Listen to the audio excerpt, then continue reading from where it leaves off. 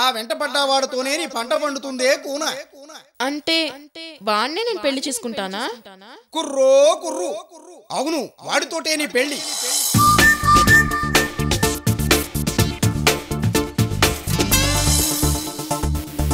నువ్వా? Curry Vengayya son of Karri Chengaiah. ఏంటి baby ఇది? నీ కోసం నీ ప్రేమ కోసం నేను నీ నీడలా వెంటాడుతుంటే నన్ను వదిలేసి పక్క వాడితో గెలుచుకుంటావా?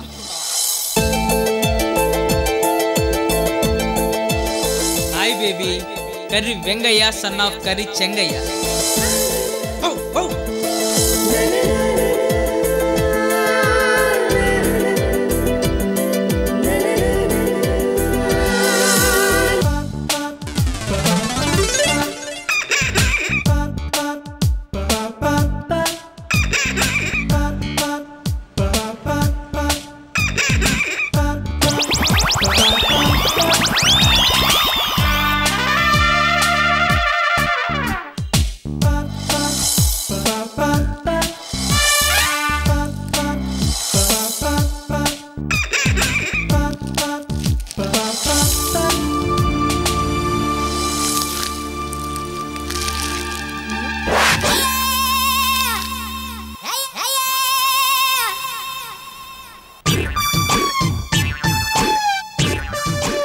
అయ్యో సారీ అంకుల్, ఏవో డ్రీమ్స్ లో ఉండి పొరపాటున మీ గుండీలు.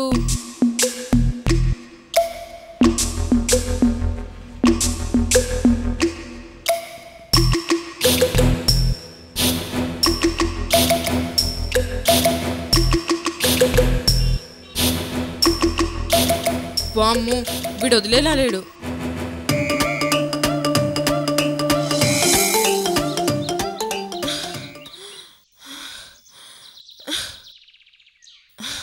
అమ్మో, వెంగయ్య నీ వుడ్బి అని కోయిదూర చెప్పి 24 గంటలు కాలేదు. అప్పుడే నా గుండె వెంగయ్య కోసం వెంపల్లాడుతోంది. ఈరోజు ఎలాగైనా వెంగయ్య ప్రేమను ఒప్పుకోవాలి. అతను కోరుకున్నట్టుగానే ఐ లవ్ యూ చెప్పాలి.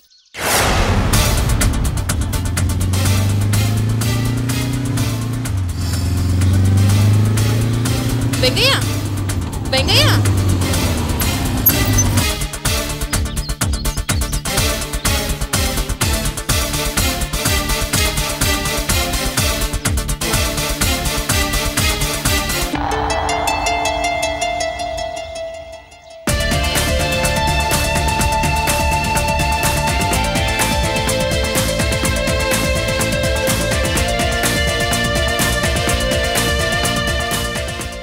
ఇన్ని రోజులు సుబ్బు ఐ లవ్ యూ నేను వెంటబడటమే కానీ తను వెంటబడలేదు. పైగా నా రూమ్కి తీసుకెళ్తే వార్నింగ్ కూడా ఇచ్చింది. అలాంటిది ఈరోజు నన్ను పిలవడమా?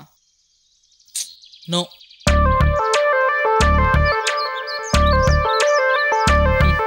అక్కడ ఉంది సుబ్బలక్ష్మి కాదు, అంతా నా భ్రమ. వెంగయ్య, నేను సుబ్బలక్ష్మినే, నిన్నే పిలుస్తున్నాను. ఈరోజు నేను నీతో మాట్లాడాలి, దగ్గరికి రా. ఇది కళా నిజమా? అబ్బా, కాలిందే. అంటే కళ కాదు, నిజం. Subbu baby, you call me? అవును వెంగయ్య, నేను నీకోసమే వెయిట్ చేస్తున్నాను. ఇలా రా.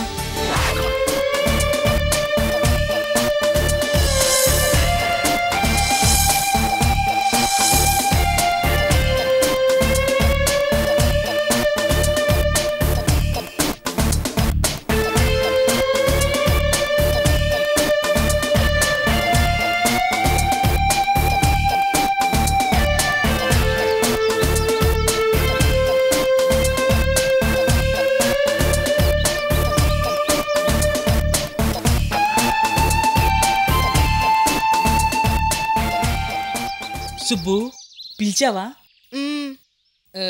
నువ్వెందుకు పిలిచావో తెలుసుకోవచ్చా? నేను నిన్నేమని పిలవాలో తెలియక పేరు పెట్టి పిలిచాను. సారీ.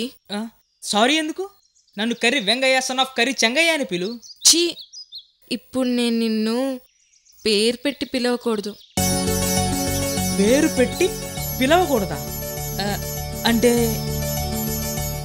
అంటే నువ్వు నన్ను ఆ, నువ్వు ఆ, ఆ, అంటే అంటే నువ్వు నా ప్రేమని యాక్సెప్ట్ చేస్తున్నావా? మ్మ్. ఎస్.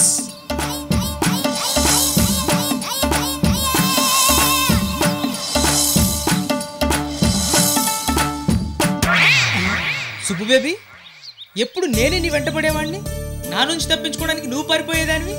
ఈ రోజేంటి రివర్సు? మొన్నటిదాకా నాకు ప్రేమ మీద నమ్మకం లేదు వెంగయ్య. కానీ ఇప్పటి వరకు కోయిదొర చెప్పినవన్నీ జరిగాయి. ఆయనే నేను నీతో ప్రేమలో పడతానని చెప్పాడు. నువ్వే నా ప్రేమికుడు అని చెప్పాడు. ఇంకా నేను నిన్నే పెళ్లి చేసుకుంటానని కూడా చెప్పాడు.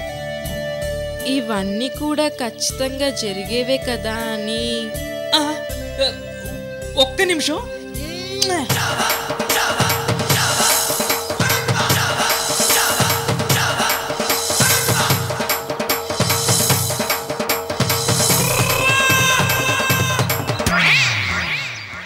సుబ్బు, కోయిదొర చెప్పాడని నువ్వు నా ప్రేమను అంగీకరిస్తున్నావా లేక?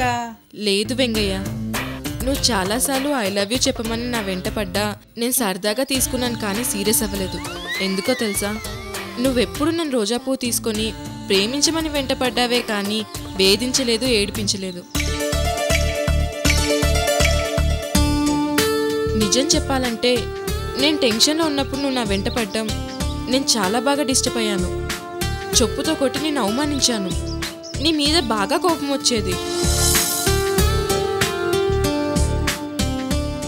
ఆ కోపంలో కూడా ఏదో సంథింగ్ ఉందనిపించేది.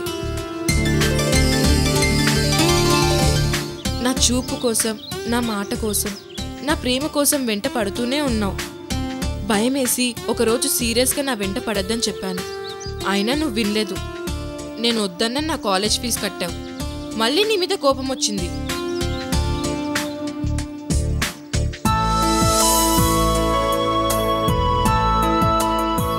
అఫ్కోర్స్ ఆ కోపంలో ఏదో సంథింగ్ ఉందనిపించింది. సుబ్బు, నేనంటే నీకు అంత సంథింగా? అవును, ఇప్పుడు ఆ సంథింగ్ అంటే ప్రేమేనని అర్థమైంది వెంకయ్య. వారం రోజులు ఒక అమ్మాయికి బీటేసి ఆ అమ్మాయి పట్టించుకోకపోతే వర్కౌట్ కాదని ఇంకో అమ్మాయి వెంట పడే వెధవల కన్నా నేను కాదన్నా నన్నే కావాలనుకున్న నువ్వు సంథింగ్ స్పెషల్ వెంగయ్య. నా ప్రేమ కోసం ఇన్ని రోజులు ఓర్పుగా ఎదురు చూసావు. ఆ ఓర్పే నీలో ఉన్న నా మీద ప్రేమను నేను గుర్తించేటట్లు చేసింది. నీలాంటి అపర భగీరథుణ్ణి భగ్న ప్రేమికుడిగా చూడడం నాకు ఇష్టం లేదు.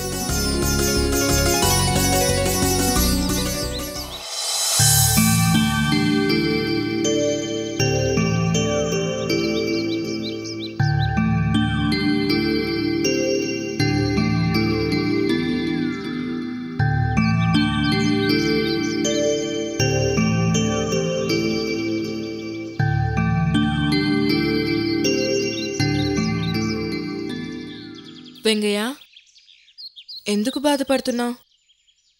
మీ అన్నయ్య వదినలకు నేనంటే ఇష్టం లేదు.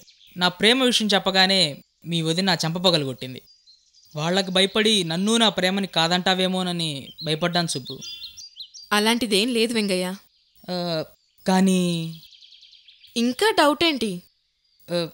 నేను కొంచెం నల్లగా ఉంటాను. కొంచెం కాదు, ఎక్కువే. సింగరేని బొగ్గులా ఉంటావు. సుబ్బు, వెంగయ్య, బొగ్గు నలుపంటే నాకు బాగా ఇష్టం. బ్లాక్ నా ఫేవరెట్ కలర్. అవునా సుబ్బు? నువ్వు నల్లగా ఉన్నావని నాకు ఎలాంటి గిల్టీ ఫీలింగ్ లేదు. నీ వదిన చెప్పినట్టు నేనేమో పొట్టిగా ఉంటాను, నువ్వేమో వెదురు బొంగులా పొడుగ్గా ఉంటావు. మరి మనిద్దరికి మ్యాచ్ కుదురుతుందా?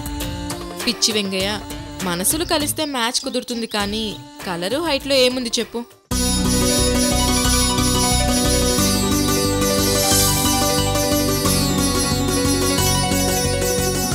ఇన్ని రోజులు ప్రేమ కోసం నువ్వు నా వెంట పడ్డావు. ఇక అవసరం లేదు. నేను నీ ప్రేమను అంగీకరిస్తున్నాను.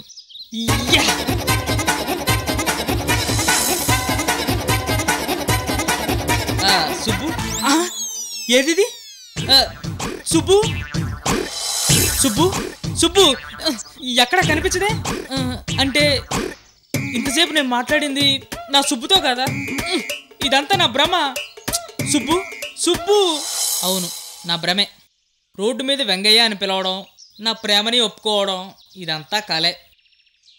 సుబ్బు ప్రేమ ఒక కలే. నేనే భ్రమపడ్డాను. Vengaiah,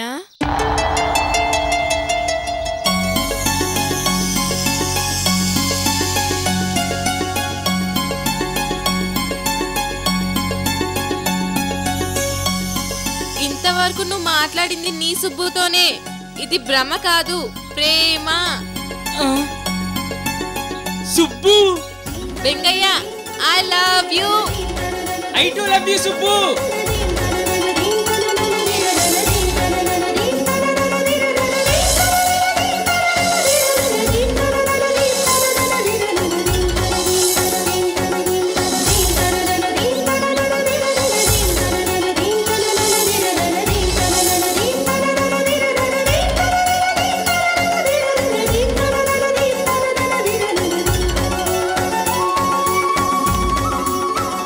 I love you Subbu.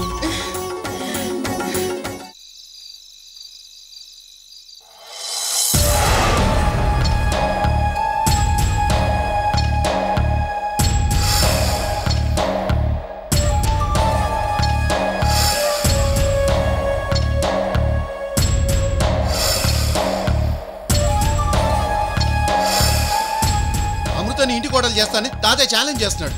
జాగ్రత్తగా ఉంటాడు. నీకు లక్షసార్లు చెప్పినా నువ్వు పట్టించుకోవడం లేదు.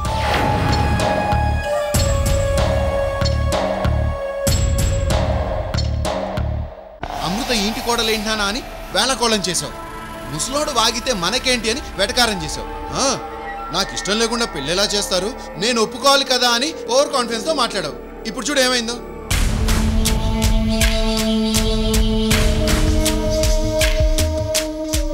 నీకు ఇష్టం లేకపోయినా చచ్చినట్టు చేసుకోవాల్సిన పరిస్థితి వచ్చింది.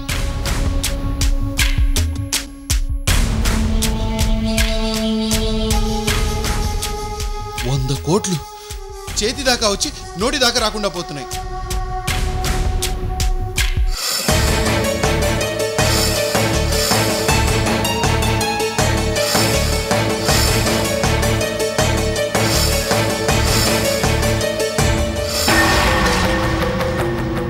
ఇప్పుడు మన జుట్టు ఆయన చేతిలో ఉంది. ఆయన వదలడు. అమృతని ఇంటి కోడలు చేయడానికి అన్ని రకాలుగా ప్రయత్నాలు చేస్తాడు.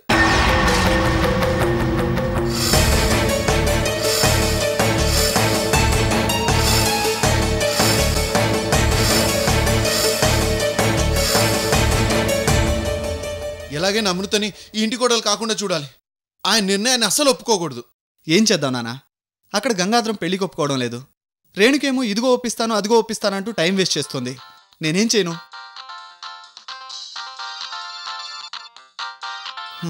రేణుకా నాన్న,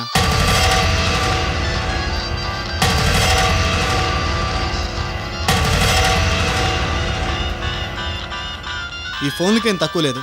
నేను మాట్లాడను, నాకు మూడ్ లేదు. ఇటువు, నేను మాట్లాడతాను. Hello hello Vikas. వికాస్ ఇంట్లో లేడమ్మా. ఆంటీ, వికాస్ ఎలా ఉన్నాడు? మీరంతా హ్యాపీగానే ఉన్నారు కదా? ఎక్కడ హ్యాపీ? మీ పెళ్లి సంగతి ఏమవుతుందోనని టెన్షన్తో చచ్చిపోతున్నాడు. ఆంటీ, అది డాడీతో మాట్లాడుతున్నాను. ఎప్పుడమ్మా మాట్లాడేది? 3 ఏళ్లు ప్రేమించుకున్నారు, చాలదా? 30 సార్లు టెస్ట్ చేశారు. మీ నాన్నకి ఇంకా ముచ్చట తీరలేదా?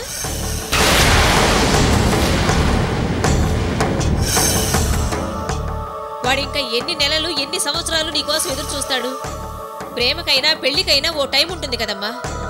ప్రతిరోజు వాడెంత డిస్టర్బ్ అవుతున్నాడో నీకు తెలియదు. ఏం జరిగిందంటే? ఏం జరిగిందంటే ఏం చెప్తావు? నువ్వేమో ఢిల్లీలో ఉంటావు, ఇక్కడ వీడేమో కలలు కంటూ పిచ్చోళ్లా తయారవుతున్నాడు. నిజం చెప్పాలంటే నీ వల్ల మా వాడి జీవితం నాశనం అయిపోతుంది. ఆంటీ, నువ్వింకా పదే పదే ఫోన్ చేసి మమ్మల్ని ఇంకా బాధ పెట్టకు. ఫోన్ పెట్టేయ్.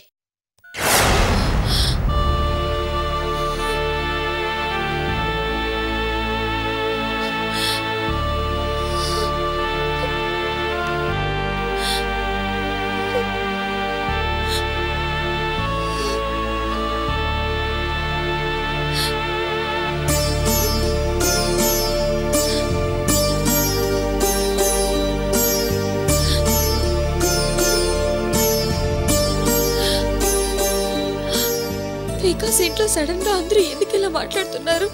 భాను చాలా బాగా మాట్లాడావు. ఏరా కరెక్టేనా? రేణుకకి ఈ డోస్ సరిపోదు. అదేదో నువ్వే మాట్లాడు.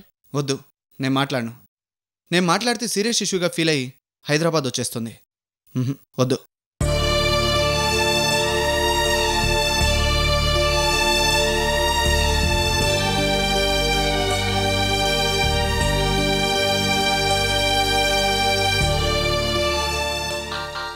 ఇదిగో మళ్ళీ ఫోన్ చేస్తుంది. మీరు మాట్లాడండి నాన్న.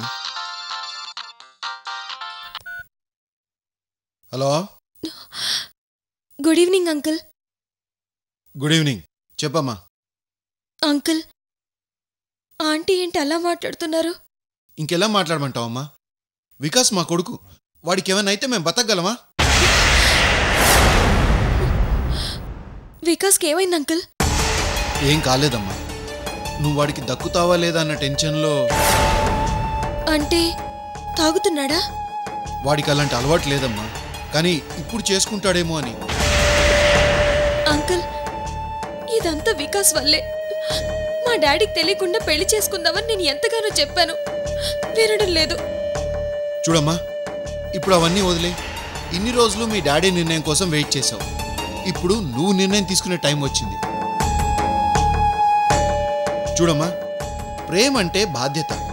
ఆ బాధ్యత పెళ్లి చేసుకోవడంలో కూడా చూపించాలి.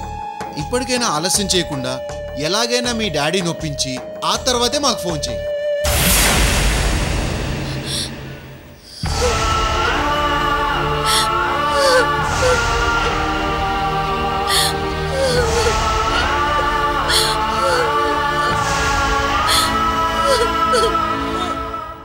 ఎట్టి పరిస్థితుల్లోనూ అమృతను కోడలుగా చేసుకోవడానికి ఒప్పుకోకండి. వికాస్,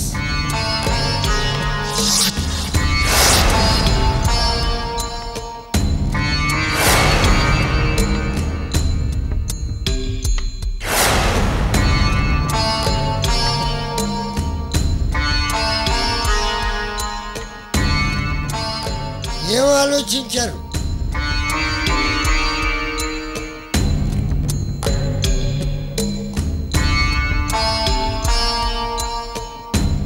ఏం నిర్ణయం తీసుకున్నారు?